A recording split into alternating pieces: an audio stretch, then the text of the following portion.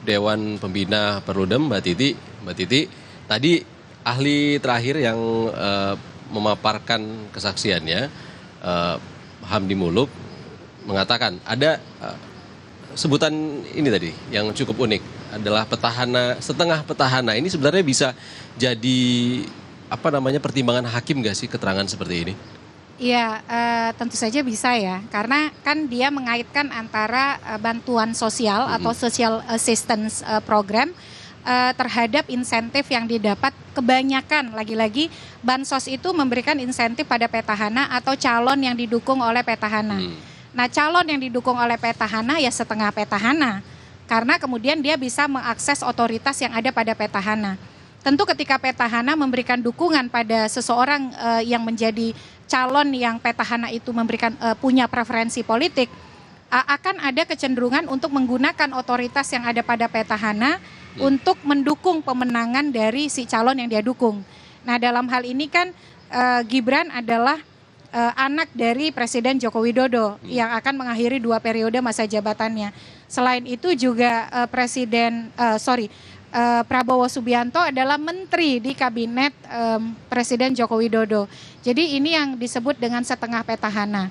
Nah, itu yang kalau kita lihat insentif dari bansos itu bukan hanya untuk petahana, tetapi dalam banyak studi kepemiluan dan studi politik, bansos itu juga dikondisikan untuk kepentingan calon yang didukung oleh petahana.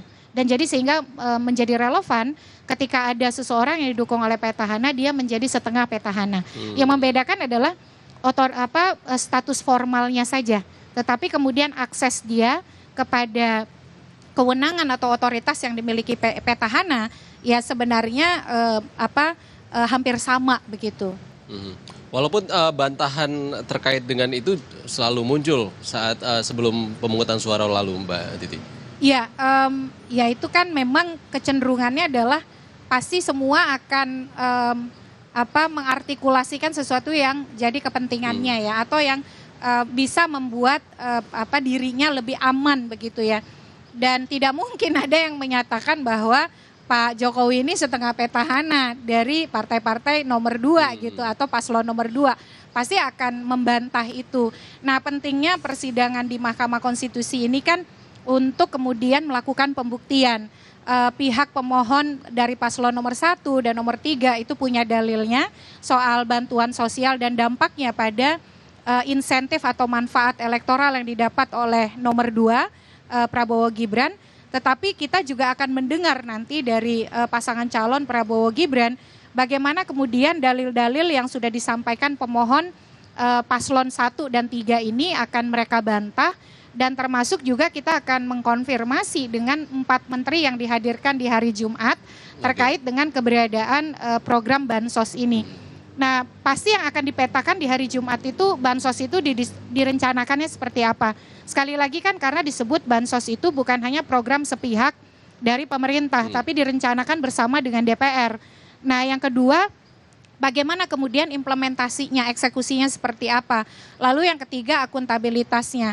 Serta yang berikut, apakah kemudian ada kondisi-kondisi luar biasa yang membuat perencanaan itu kemudian disimpangi sehingga ada pelaksanaan atau pembelanjaan bansos atau eksekusi bansos di luar desain yang sudah direncanakan.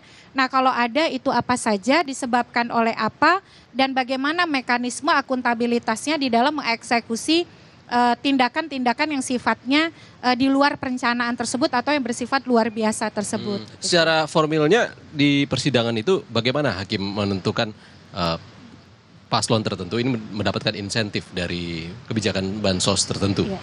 Jadi ada 7 alat bukti yang bisa digunakan untuk proses pembuktian. Yang pertama surat atau tertulis. Yang kedua keterangan para pihak. Yang ketiga keterangan saksi. Yang keempat keterangan ahli. Yang kelima itu keterangan pihak lain. Nah, menteri dan DKPP yang akan dihadirkan hari Jumat itu adalah keterangan pihak lain. Yang keenam itu alat bukti lainnya. Alat bukti lainnya apa? Hal-hal yang menyangkut transmisi elektronik, apakah email, lalu kemudian foto, lalu video dan seterusnya, dan yang terakhir petunjuk ya. Jadi bagaimana kemudian pemaknaan atas suatu peristiwa dan kondisi begitu. Nah, dari 7 alat bukti tadi tentu hakim ditambah dengan keyakinan hakim akan kemudian menghubungkan satu sama lain. Jadi kembali kepada definisi perselisihan hasil pemilu. Perselisihan hasil pemilu itu adalah perselisihan tentang hasil pemilu yang mempengaruhi perolehan kursi calon terpilih. Nah, perolehan kursi calon terpilih itu kalau berdasarkan sejarah penyelesaian perselisihan hasil di MK, tidak hanya soal angka-angka, MK juga akan melihat pemenuhan prinsip dan asas pemilu luber jurdil. Pasal 22E ayat 1 Undang-Undang Dasar kita bahwa pemilihan umum dilaksanakan secara langsung, umum, bebas, rahasia, jujur, dan adil setiap 5 tahun sekali. Apakah MK menemukan pelanggaran secara fundamental terhadap asas dan prinsip ini yang kemudian berpengaruh pada hasil yang ditetapkan oleh KPU? Jadi tetap saja dampak pada hasil ya, perolehan suara. Nah, yang kedua itu pada pelanggaran yang terstruktur, sistematis, dan masif begitu. Ini banyak praktiknya di pilkada. Nah, yang ketiga itu bisa juga menyangkut kesalahan di dalam penetapan perolehan suara yang dilakukan oleh KPU. Tapi kalau yang ketiga ini nampaknya berat sekali ya. Kalau kita ikuti dari kemarin saksi-saksi dari paslon nomor 1 yang banyak mengarahkan kepada soal kecurangan atau kesalahan di dalam proses pemungutan penghitungan suara, termasuk juga soal sirekap, nampaknya kalau saya lihat kurang menggambarkan bahwa memang hasil yang ditetapkan KPU itu secara fatal salah gitu ya, sehingga mengubah konfigurasi perolehan suara.